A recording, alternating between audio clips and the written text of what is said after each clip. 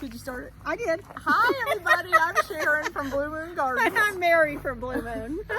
It's the sun is sort of setting back there. Can you see? And it's getting a little fallish back there. It's It's getting fallish. November the 4th, and it's beautiful. Boy, the weather is just stunning. I love know. it. Look at us. We're in our I know. sleeves. It's amazing. I hope you can't see that I splashed dye when I was dyeing wool today all over my new shirt. No, you can't. I'm really see sorry. it. Yeah, that was bad. But anyway, we thought we'd talk to you today about color for the garden, since last time we kind of talked about foliage items and things like that. So we'll talk more colorful things this time and stuff. So I'll start with the pansies, since that's the main event usually in the winter. So lots of different varieties of pansies, and so some are considered clear face, like no face on them. You know, they have the little yellow center to them, but no face. And by face, I mean like this, that actually has a blotch. Right. So those are really the two types of pansies you can get, those with a blotch and those without a blotch. Here's a yellow with a blotch. And years ago, it seemed like they were all with blotches, and then they finally bred the blotch I think you're right. out of them. So, you know, they come in a lot of wonderful colors. So anyway. And now they come in a lot of combinations too, where they'll mix up certain colors that are complementary, and you can buy them as a mix, which is nice. And you know why I like that? Because whenever I buy pansies, I stand there and go, oh, I like this color. Oh, look at this one. Oh, I like this one. And then I can never decide what color I should be putting. So, if you know, some of these mixes are kind of nice because they take the guesswork out. They do. So, they invented trailing pansies, I don't know, 4 or 5 years ago, maybe now? Pretty good while ago. And they don't have every color in the trailing pansies, I'm afraid. But They're working on it. There's about 6 or 8 now, and here's just a few to show you. But what is amazing about these guys, they look great in a hanging basket, they look great in a bed or a pot. But instead of being kind of narrow, you know, a pansy doesn't usually grow very wide. They're little mounds. Right. These get like 12 or 15 inches across if they're laying on the ground. They do. They get really big. And if they're in a pot, they're draping out of the sides. So really, really wonderful. And the flowers are a little bit smaller, more like a cross between a viola and a pansy. But we find that the smaller flowered varieties of all these things hold up better to the rains and things we get in the And the winter cold. time. And the cold. Yeah. And the rebloom is faster than the bigger flowered varieties. So we kind of like the little ones. We have some violas in too. Of course, they come in every color imaginable now in a viola. It's kind of interesting. It is. But I brought over the ones that look more traditional, that are the two tones that we used to call jump ups. Johnny Jump Ups. Johnny jump ups, yep. They just make you smile. But they hold up great in the weather in the winter time. And even though the flowers are small, there are lots of them. Mm-hmm. Lots and lots of them on every plant. All the time, So yeah. that makes it nice. You get a lot of bang for your buck. What else you got in color there, girl? Well, let's see. I have dianthus, which are pinks is another name for dianthus. That's an old-fashioned name for them. A lot of them are fragrant. Was that one? Yeah. This one a little bit maybe of a little fragrance. bit. A little bit of spicy fragrance. They're related to carnations. Yeah. They're not double like a carnation, but they're in the same family. And these hold up in Texas really well. In a mild winter, they'll bloom all winter. If it gets really cold, it'll sometimes burn the flowers, but you just, you give them a little bit of a trim, and then they come right back out of it. And deer don't eat them. Yeah. That's a real plus. It is a so real if you plus. have deer issues, I'm not saying, I shouldn't say they don't eat them, but they are definitely deer resistant, and I have in several Whereas plantings. they love pansies. Yes. They love pansies. They do. So that's an option instead of a pansy. Yeah. So we have sweet alyssum, old-fashioned plant, very fragrant, wonderful fragrance on this little gem. Do you think that'll bloom all winter? Some winters, yes. It depends on how cold it Depends on gets. how cold. Yeah. But I've had them live, through the winter before. Well, those new varieties, White Stream and Snow Princess, they seem to hold up to the cold as well as the heat. Right. Even better, I think. They just don't have much fragrance compared to That's the too old-timey varieties. Yeah, but they have a lot of vigor. Yeah, they do have a lot of vigor. Yeah, that's one thing about when they start breeding these things for one thing, you lose some of the other attributes, which is a shame, but they keep working on it. That's right. Eventually they'll have it. Is that all the flowers we I think had? so. If you plant snapdragons in Texas this time of year, you'll get the fall bloom out of them. And then the first frost will kind of, like turn them brown, and you just cut them back till they're about maybe 3 or 4 inches high. Then you'll have the foliage all winter, and by the time spring comes, they are magnificent. So about the end of March, beginning of April, you'll have an incredible show from them. So It's always better to plant them in the fall, because that way they become these giant little stocky plants, Yeah. and you get lots of flowers off of them. Whereas if you first plant them, you get the occasional bloom. But if they're strong like that, yeah, and you a lot get of times of, that's the way the blooms are. They're kind of wimpy. leaning But yeah, over. if they grow all winter like that and they're stocky, those blooms will just stand straight up. It's great.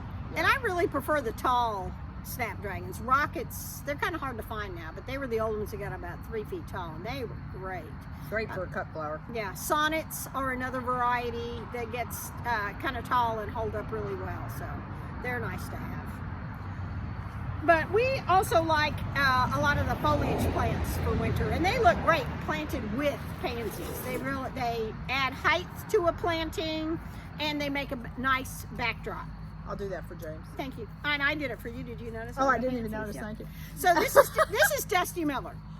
It holds up to the cold really well, and it actually holds up through the heat. And they will sometimes last several years. We usually treat them like seasonal annuals and throw them away afterwards. But This one is known as Cirrus, which is kind of a heavy textured one, and there are some others that are lacier. But this is a great variety, I think. yeah, put that up to a flower so you can see it. No, up to Oh, a up to a flower? Next to a flower, so you can see it makes them really pop. Makes a nice frame around your floral planting. It does. Yeah. Okay. And then I like to plant curl parsley in the winter too, or actually plant it in the fall.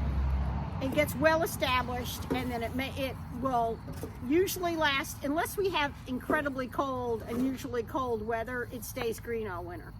If it does get really cold, sometimes you just have to cut it back to the roots, and it'll pop back out. And it's yummy. It is yummy.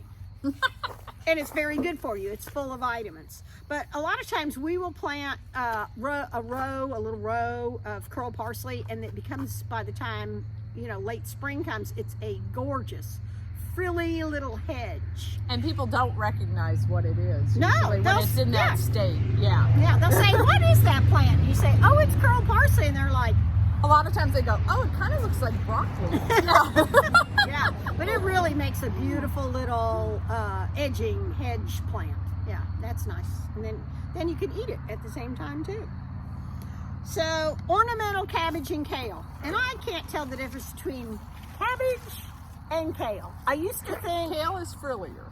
that's not always the case. It is. All right, I'll take your word for it. So these are kales. Both of these are kales, right? Right. Because they're Peacock white and Nagoya red, I red. think. Yeah. So the colder it gets, the more Nagoya red. that's Orosaka, one of the other. One of the more color they get, like the white, peacock white will get a lot whiter in the center when we have cold weather. Yeah. And that one will get a lot more purple in the center. They're really And they pretty. hold up to the cold really well. It doesn't bother them at all. And I've noticed a lot of landscapers are now using them, and they'll plant them in geometric patterns, which is a really interesting look. I like that. Yeah, it's all kind of flat, but it looks kind of like a tapestry or a mosaic or something. This one's edible, and you can use it as a Ornamental. Thank you. I And couldn't it's a think of that very word. striking ornamental Yeah. too, I think. This one's called Dazzling Blue, but it's like a lacinato variety, a dinosaur kale if you buy it in the grocery store. Yeah, dinosaur kale. This is real good for eating and looking at, because I love that blue-gray look to it. It's neat. And it gets tall. I like having some tall things mixed in, Yeah, because you know? in the winter, you put out pansies, lots of them, and it's just a sea of flat. It's kind of shocking because I pulled out all that fabulous red salvia at my house. And It's 3 feet tall. yeah, Yeah. 3 to 4 almost. And then I put in my little cabbages and my pansies, and it's like, whoa, that's kind of understated there. get used to. I know, it's hilarious. Okay, so this is a chard. Isn't that fabulous? Look at the stems on that thing. So it's a vegetable. Yeah, so you can eat it and you can look at it. Yeah, and I just love how colorful the stems are. And if you buy ruby chard, which has a red stem, a true red stem, the leaves get really dark purple. But yeah, I love that veining.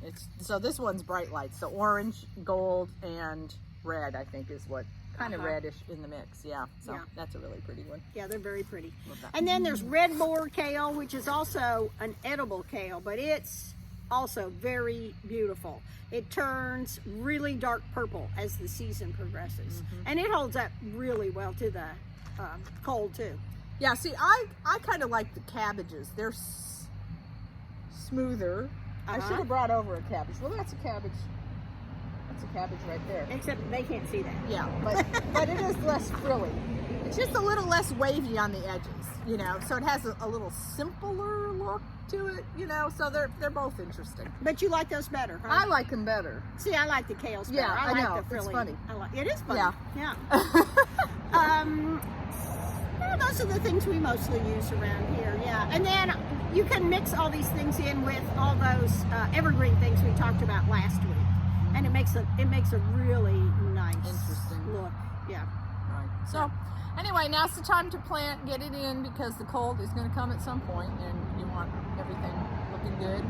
Yeah. The holidays are coming. Nice to have everything looking It good is, and it gives it time to get established and root out before it gets before cold. it gets too cold, and that helps its survivability. Right. Yeah. Cool.